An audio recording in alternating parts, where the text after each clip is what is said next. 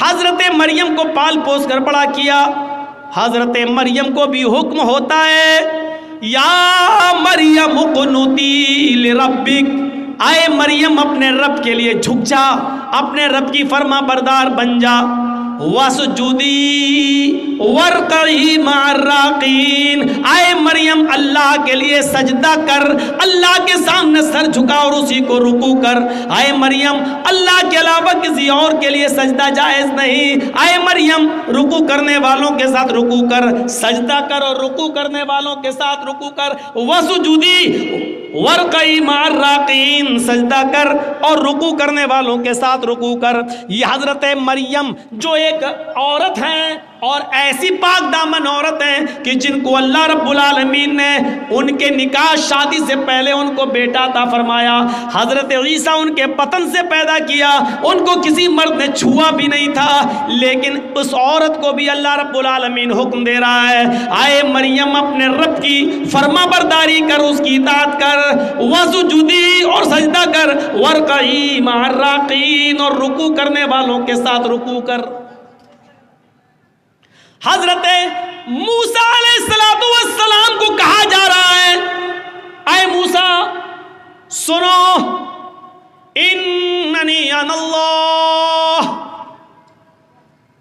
میں ہی اللہ ہوں، لا الہ الا انا، میرے علاوہ کوئی معبود نہیں.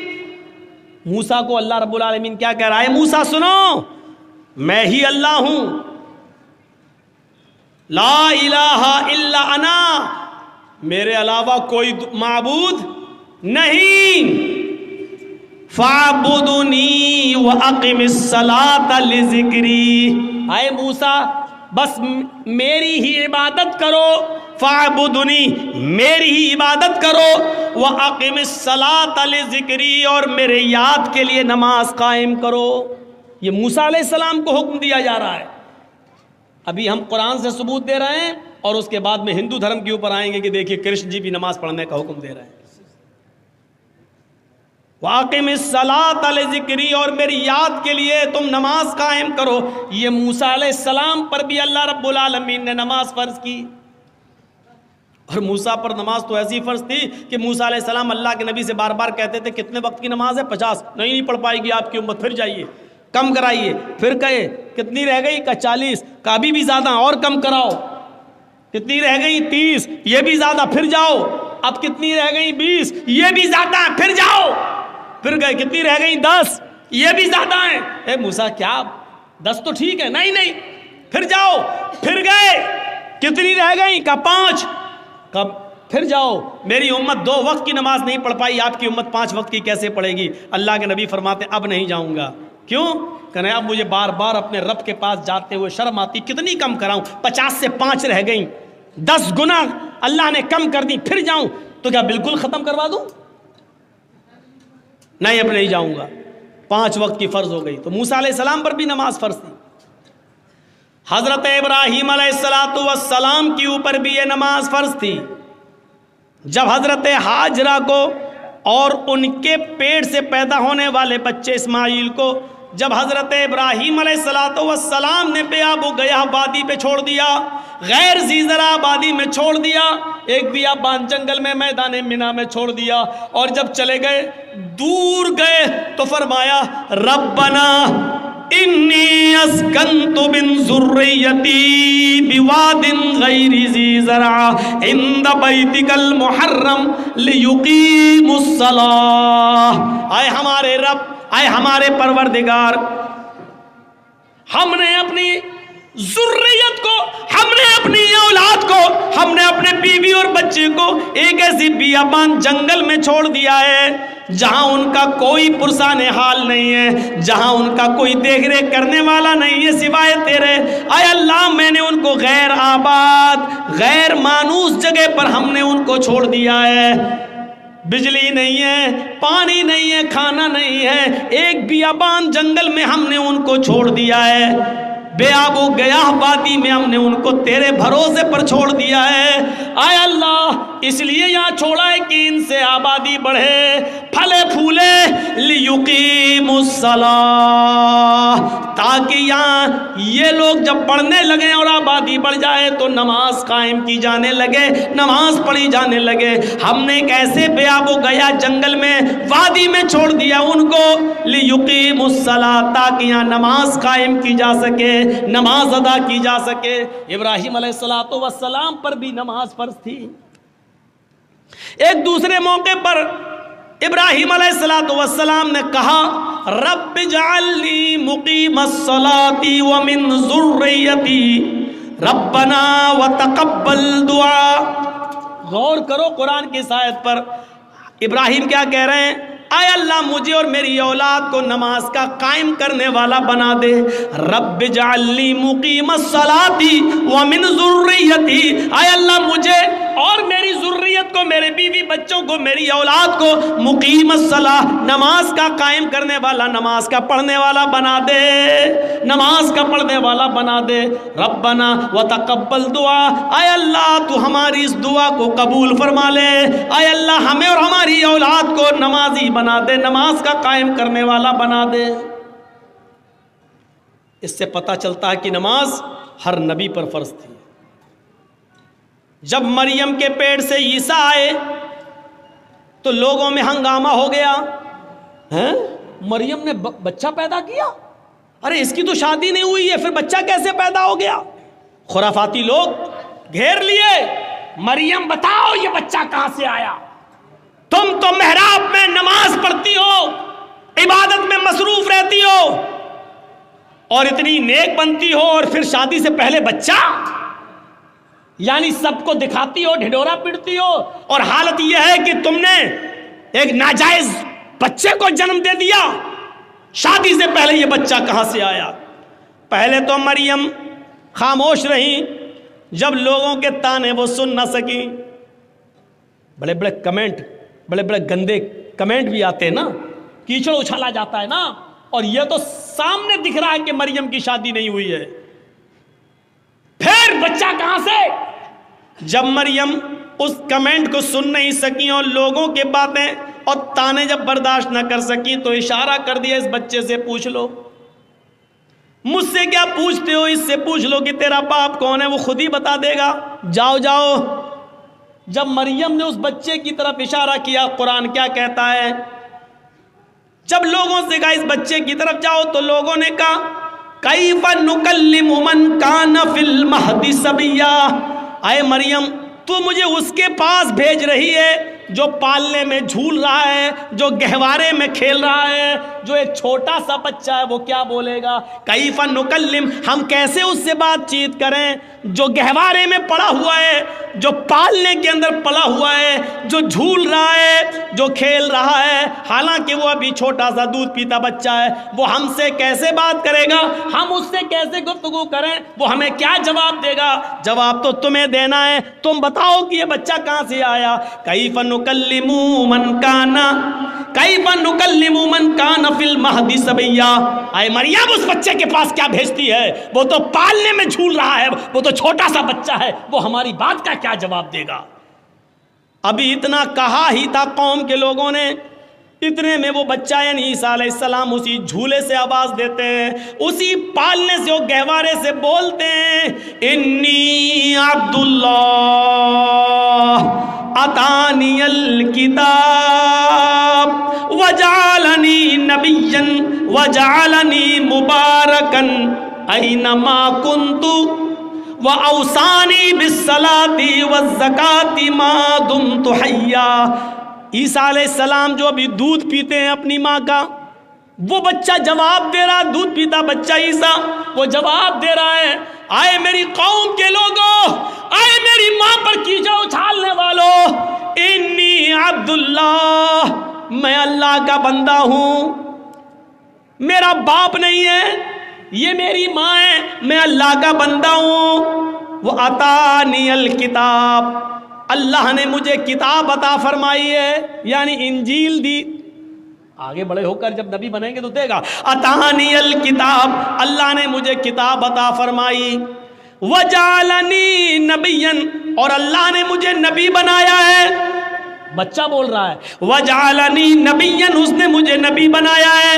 وجعلنی مبارکن اینما کنت، اور مجھے بڑا مبارک بنایا ہے جہاں میں ہوں، یعنی جہاں جہاں میں جاؤں ہر جگہ برکت ہی برکت ہوگی. وجعلنی مبارکن اینما کنت، میں جہاں جہاں ہوں وہاں اللہ نے برکتوں کے دروازے کھول دیے.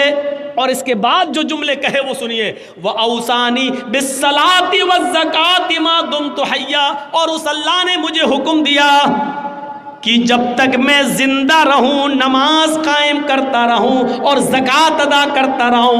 اوصانی بالصلاۃ والزکوٰۃ ما دمت حیا، مجھے نماز کا اور زکوٰۃ کا حکم دیا جب تک میں زندہ رہوں. زندگی جس نے دی اس نے زندگی کے گزارنے کے اصول بتائے ہیں. یہ نماز زکریا بھی پڑھا کرتے تھے، یہ نماز مریم بھی پڑھا کرتی تھی، یہ نماز موسیٰ بھی پڑھا کرتے تھے، یہ نماز ابراہیم بھی پڑھا کرتے تھے، یہ نماز عیسیٰ علیہ السلام بھی پڑھا کرتے تھے. اور جتنے بھی نبی اس دنیا میں آئے ہر نبی کے اوپر یہ نماز فرض تھی. اسی لیے شریمد بھاگوت گیتا کا 6واں ادھیائے اٹھاؤ اور اس کا 10واں منتر پڑھو. یوگی اجیت ستتماتمانم رہاسستی تھا ایکاکی اچتاتما نراشیر پرگرہ. جب تم ایشور کی پوجا کرنے کے لیے کھڑے ہو، ہے ارجن، کرشن جی کہہ رہے ہیں ہے ارجن، جب تم ایشور کی اللہ کی عبادت پوجا کرنے کے لیے کھڑے ہو تو پورے شریر کی ایکسرسائز، پورے شریر کا یوگ ہو جائے. کھڑے بھی ہو جاؤ، جھک بھی جاؤ، سجدہ بھی کر لو. ایک آکی ایک اللہ کے سامنے کھڑے ہو جانا. ستت ماتمانم، بالکل سیدھے.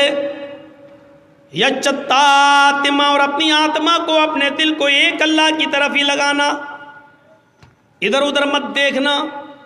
ہردیا نما، سینے پر ہاتھ رکھ لینا اور سر کو نیچے جھکا لینا. نما، سر جھکا لینا یعنی سجدے کی جگہ پر. یہ کیا ہے؟ اور پورے شریر کی ایکسرسائز. ایک آکی، جو کچھ بھی مانگنا ایک اللہ سے مانگنا. نراشیر، اور سب سے نراش ہو جانا، اوپر والے سے نراش مت ہونا. یہ پوری کی پوری نماز. پنچم سمیا کرتویہ، اور ایسا 5 وقت کرنا. مرگ چرم، ہرن کی کھال بچھا لینا. اگر پاک زمین، پوتر دھرتی نہ ملے، پوتر دھرتی نہ ملے یعنی زمین پاک نہ ہو تو مرگ مانی ہرن اور چرم مانی چمڑا، ہرن کا چمڑا یعنی ہرن کی کھال بچھا کر اس پر نماز پڑھ لینا. یعنی حلال جانوروں کا چمڑا ہندو دھرم کے اندر بھی حلال ہے، اس پر بھی نماز پڑھی جا سکتی ہے. اور یہ چیز ہندو دھرم کی کتاب اور شریمد بھاگوت گیتا کہہ رہی ہے، جو ہر ہندو کے گھر میں ملے گی. گیتا کہہ رہی ہے. نماز پڑھنے کا ثبوت ہندو دھرم کی کتابوں میں بھی ہے. زندگی گزارنے دینے والے نے زندگی گزارنے کے اصول بتائے ہیں، کتاب میں آج موجود ہیں. اور سب سے بڑا عقیدہ کہ اس زندگی کو گزارنے کے بعد پھر ایک دن ہمیں اور آپ کو مرنا بھی ہے، اس لیے موت کو بھی کامیاب بنانا. مرنے کے بعد کا تصور ہمارے اور آپ کے دل میں رہے گا تبھی ہم یہ کام کریں گے. اگر یہ ہوگا مر جائیں گے، مٹی میں مل جائیں گے، بعد میں کچھ نہیں ہونا، تو کوئی آدمی نماز نہیں پڑھے گا، کوئی آدمی اچھے کام نہیں کرے گا. کیوں کرنے لگا؟ جب مر کر مٹی میں ملنا ہے تو ہم اچھے کام کیوں کریں گے؟ دنیا میں کتنا اختلاف ہے، کتنا نزاع ہے، کتنا جھگڑا ہے. اس اختلاف کو ختم کرنے کی ایک ہی اصول ہے اس اختلاف کو ختم کرنے کا، کہ لوگوں کو قیمتی چیز سے جوڑ دیا جائے اور کسی خطرناک چیز سے باخبر کر دیا جائے. سنیے بڑی اچھی ایک مثال دے دیتا ہوں آپ کو. کچھ لوگ لڑ رہے ہیں, گتھم گتھا ہو رہی ہے, یہاں لڑائی ہو رہی ہے, وہ اس کو مار رہا ہے, اس کو مار رہا ہے, پیسہ دے, یہ دے, لڑائی جھگڑا ہو رہا ہے. جرجیت صاحب پہنچ گئے. جرجیت صاحب کے پاس 100 کنچے ہیں. کنچے جانتے ہیں نا, گولی, آپ لوگوں کے یہاں جو بھی بولتے ہوں, کنچے ہیں, 100 گولیاں ہیں. جرجیت صاحب نے کہا کہ سنو, یہ میرے پاس 100 گولیاں ہیں, ان میں ایک ریڈ کلر کی گولی ہے, ایک ریڈ کلر کا کنچا ہے. میں ان 100 گولیوں کو ہوا میں اچھال رہا ہوں, زمین پر گرے گا, لیکن ریڈ کلر کی گولی پر 1 لاکھ روپے کا انعام ہے. جس کو ریڈ کلر کی گولی مل جائے گی وہ ہم سے 1 لاکھ روپے لے جائے. جرجیت صاحب نے یہ کہہ کر 100 گولیاں ہوا میں اچھال دی. ایمانداری کے ساتھ بتائیے گا وہ لڑنے والے اب کیا کریں گے؟ جو ابھی لڑ رہے ہیں, جو ابھی جھگڑ رہے ہیں, آپس میں ایک دوسرے کو چپل سے مار رہے ہیں, بال کھینچ رہے ہیں, جب انہوں نے سنا کہ لال رنگ کی گولی پر 1 لاکھ روپے کا انعام ہے, جس کو ملے گی اس کو 1 لاکھ روپیہ, تو سارے کے سارے لڑائی جھگڑا چھوڑ کر فوراً بھاگیں گے اور اس گولی کے اوپر ٹوٹ پڑیں گے. گولیاں اور بھی ہیں وہاں, لیکن سب کی نظر لال رنگ کی گولی کے اوپر ہوگی. لال رنگ کی گولی مل جائے تاکہ یہ انعام ہمیں مل جائے, جبکہ گولیاں وہاں اور بھی ہیں, لیکن دوسری گولیوں کو کوئی نہیں پکڑے گا, صرف لال رنگ کی گولی کے اوپر اس کی نظر ہوگی. یہ جھگڑا جرجیت صاحب نے کیسے ختم کر دیا؟ لوگوں کو ایک قیمتی چیز سے جوڑ دیا ہے, جھگڑا ختم ہو گیا ہے.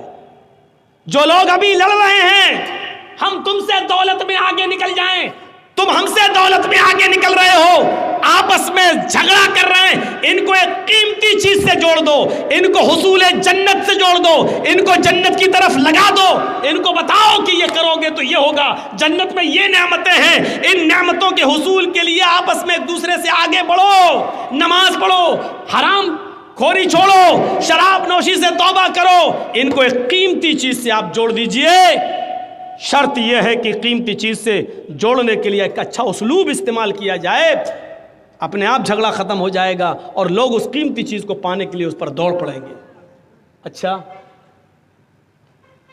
کچھ لوگ لڑ رہے ہیں, جرجیت صاحب نے بہت کوشش کی لیکن وہ جھگڑا ختم نہیں کر پائے ہیں.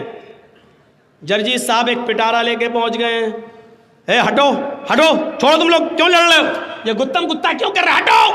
لیکن ہماری بات کا کوئی اثر نہیں ہو رہا, چپ جا یہاں سے, اس نے ہمارا پیسہ لیا, اس نے ہمارا یہ دبایا, اس نے ہمارا یہ کیا, لڑ رہے ہیں. جرجیت صاحب نے ان لڑنے والوں کے سامنے ایک پٹارا کھول دیا, اس میں سے ایک زہریلا سانپ نکلتا ہے اور پٹارے سے کود جاتا ہے اور رینگ کر ان لڑنے والوں کے پاس پہنچتا ہے. بتائیے وہ لڑنے والے کیا ہوں گے؟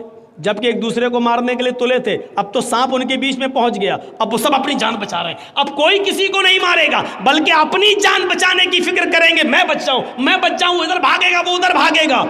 ارے تم تو ایک دوسرے کو مارنا ہی چاہ رہے تھے, اب کیوں بھاگ رہے ہو ایک دوسرے سے, اب کیوں؟ اب ان کو اپنی جان کی فکر ہو گئی ہے, اب وہ اپنا اختلاف, اپنا جھگڑا بھول گئے, اب ان کو اپنی جان کی فکر ہو گئی ہے. میرے بھائیوں, ایسے لوگ جہاں اس طریقے کے ہوں وہاں ان کو جہنم کے عذاب سے ڈراؤ کہ دیکھو سود کھانے والے کا یہ عذاب, زنا کرنے والے کا یہ عذاب, چوری کرنے والے کا یہ عذاب, مال حرام کھانے والوں کا یہ عذاب, شراب پینے والوں کا یہ عذاب, ان کو بتاؤ اور ہوشیار کرو کہ دیکھو اس سے ہر آدمی کو اپنے آپ کو بچانا چاہیے. اسی کو قرآن کہتا ہے, یا ایھا الذین آمنوا قوا انفسکم واہلیکم نارا, ایمانوں والو تم اپنے آپ کو بھی جہنم سے بچاؤ اور اپنے بیوی بچوں کو بھی جہنم سے بچاؤ. اپنے آپ کو بھی جہنم سے بچاؤ اور اپنے بیوی بچوں کو بھی جہنم سے بچاؤ. اسی علاقے میں کہیں پروگرام تھا, پروگرام ختم ہونے کے بعد جرجیت صاحب اپنے روم میں جاتے ہیں, رات کے تقریباً 1:30-2 بجے فون آتا ہے میرے گھر سے. میرا 6 سال کا بچہ اس وقت پیٹ کے درد اور فیور میں, بخار میں مبتلا, گھر سے فون آتا ہے. 2 بجے اس کی طبیعت بہت زیادہ خراب ہو رہی ہے. جرجیت صاحب کی رات کی نیند اڑ جاتی ہے. فون پہ رابطہ قائم کیا جاتا ہے لیکن ڈاکٹر جو آس پاس کے گھر کے اگل بگل کے تھے ان کے بھی موبائل بند ہیں. مجبوراً میں نے اپنی وائف سے کہا کہ تم اپنے بھائی کو فون کرو, جلدی بلاؤ اور اس کو سرکاری ہاسپٹل کی طرف لے کر جاؤ.